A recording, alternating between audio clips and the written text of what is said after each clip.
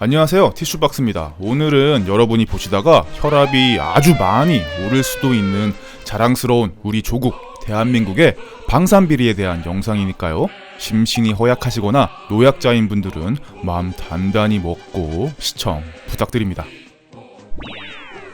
2012년 최첨단 수상구조함을 표방하며 진수되었던 통영함. 그러나 음파 탐지기의 성능 낙후 문제로 해군이 인수를 거부했고, 이로 인해 국가 재난사태였던 세월호 사건 때에도 출동하지 못하고 항구에만 묶여있는 신세가 되었습니다. 감사원의 감사 결과 1970년대에 만들어진 평택함과 비슷한 성능의 2억짜리 노후된 음파 탐지기를 무려 41억 원에 구매했다는 사실이 알려지자 국민들의 분노는 하늘을 치솟았습니다. 이뿐만 아니라 후속 조치로 이 문제의 음파 탐지기를 떼어내고 임시방편으로 어군 탐지기를 장착하는 말도 안 되는 일을 저지르고 말았죠. 현재 이 통영함 비리에 연루되어 있는 고위 장성들이 줄줄이 무죄 판결을 받고 있는 실정인데요. 배는 젓가락지가 되었는데 도대체 잘못한 사람은 없다는 게 저는 조금 납득이 가지 않네요.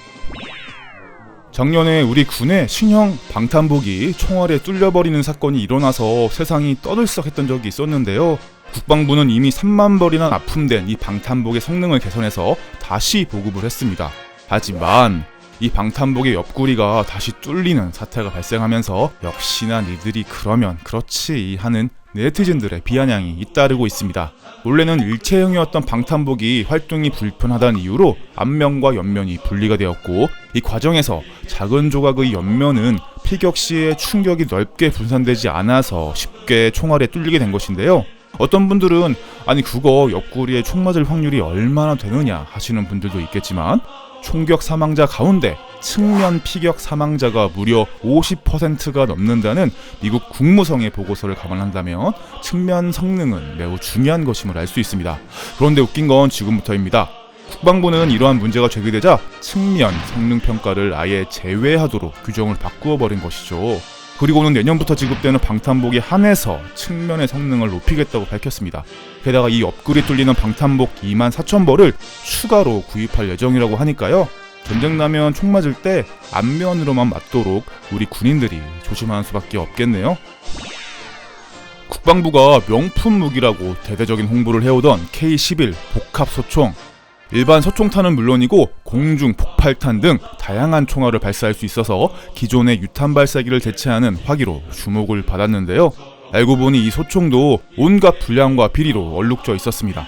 공중 폭발탄이 공중이 아닌 총기 내부에서 폭발하는 사고가 잇따라 발생하는가 하면 자석을 갖다 대면 제멋대로 발사되어 버리거나 고장이 나버리는 불량이 적발되었음에도 품질 기준까지 바꿔가면서 사업을 강행 추진했었던 것이죠.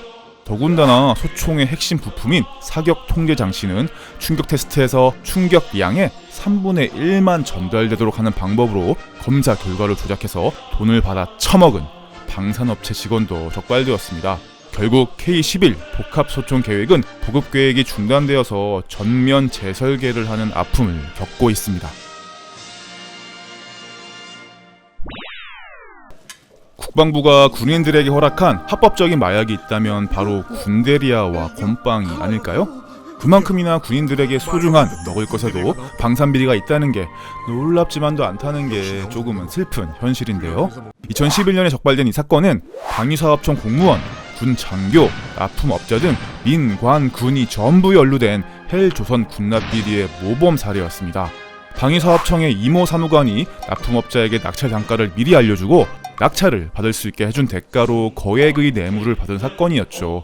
단순히 이에 그쳤다면 평범한 납품비리에 지나지 않았을 이 사건은 쌀가루보다 밀가루를 더 많이 넣은 저질건빵과 곰팡이가 피고 일부가 뜯겨져 나간 햄버거빵을 납품하는 지경에까지 이르렀습니다.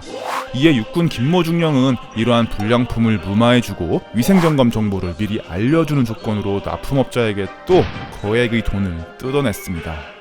몇백억짜리 무기도 아닌 원가 몇백원짜리 빵을 납품하기 위해서 뇌물을 갖다 바쳤다면 그 빵의 질은 말 안 해도 알만하겠죠? 군대에 처음 들어가면 가장 적응이 안 되는 것이 바로 이런 통짜로 된 침상에서 전우들과 같이 섞여서 잠을 자야 한다는 것이겠죠? 저도 훈련소를 마치고 처음 자대에 전입했을 때 자다가 옆에 있는 고참을 건드리지 않을까 노심초사하면서 잠에 들었던 기억이 납니다. 대한민국 국방부는 이런 침상을 싸그리 없애고 개인 침대를 들여놓는 일명 생활관 현대화 작업을 위해 지난 10년간 무려 6조 8천억이라는 돈을 쏟아부었는데요. 그런데 이게 끝이 아닙니다. 이 돈을 다 쓰고도 돈이 모자란다면서 또다시 2조 6천억 원의 추가 예산을 요구했던 것이죠. 단순 계산만으로 병사들에게 침대를 놔주는데 총 9조 4천억 원이 든다는 소리인데, 현재 조달청에 등록되어 있는 최고급 40만 원짜리 침대를 약 2,500만 개 정도 살 수 있는 돈이라고 하니까 참 기도 안 찰 노릇이죠. 서해의 류성룡함은 대한민국이 세 번째로 만든 이지스함인데요. 동급의 미국이나 일본의 이지스함보다 32개나 더 많은 128개의 수직 발사대를 갖추고 있는 우리나라가 자랑할 만한 이지스함이라 할 수 있겠습니다. 그런데 이러한 최첨단 이지스함에 어처구니 없게도 물에 뜨지 않는 구명조끼가 납품된 것이 확인되어서 충격을 주고 있습니다. 2012년에 보급된 이 구명조끼는 그동안 결함을 모르고 1년 6개월이나 군인들이 착용을 하고 훈련을 해왔는데요. 해군이 자체 정비를 하는 과정에서 납품된 110개 가운데 103개가 물에 뜨지 않는 것으로 확인을 했습니다. 더군다나 구명조끼의 부력제에서 다수의 X 표시가 발견되어서 이것이 불량을 의미하는 표시가 아닌지 의문이 제기된 상태인데요. 어처구니 없게도 납품업체에선 1년의 품질 보증 기간이 끝났다면서 교환을 거부한 상태입니다. 정말 이 새끼들을 어떻게 하면 좋죠? 구명조끼가 물에 뜨지 않는다고 해서 크게 걱정할 필요는 없습니다. 물에 빠지면 구명조끼 대신에 잠수함을 입으면 되니까요. 무슨 소리냐고요? 대한민국 해군이 국내 기술로 제작했다고 자랑한 최첨단 신형 잠수함이 가라앉는 대신 물 위로 떠오르는 신기능을 탑재했기 때문이죠. 이 잠수함은 공기 부료 장치를 탑재한 잠수함인데요. 이 때문에 엔진에 공기를 공급하지 않고도 최대 2주일 넘게 잠행을 할 수 있어서 더욱 은밀한 작전 수행을 가능하게 해주는 장치입니다. 하지만 처음 만들어진 세 척 모두 전원을 공급하는 연료전지에 불량이 생겼고 때문에 자체적으로 산소를 생성하지 못해서 결국 잠수함인데도 잠수를 하지 못하는 어처구니 없는 일이 발생하였습니다. 그러나 이러한 결함이 있었음에도 불구하고 평가 기준이 2차례나 하향 조정이 되면서 해군의 테스트를 무사 통과할 수 있었습니다. 이 평가 기준을 하향 조정해준 해군의 임모대령은 이후 전역해서 이 불량 잠수함의 제작사인 현대중공업에 취직을 하게 되었죠. 이 외에도 정말 너무나 많은 방산비리가 있었기 때문에 영상에서 다룰 7개를 고르기도 힘들었는데요. 여러분의 혈압은 안전하신가요?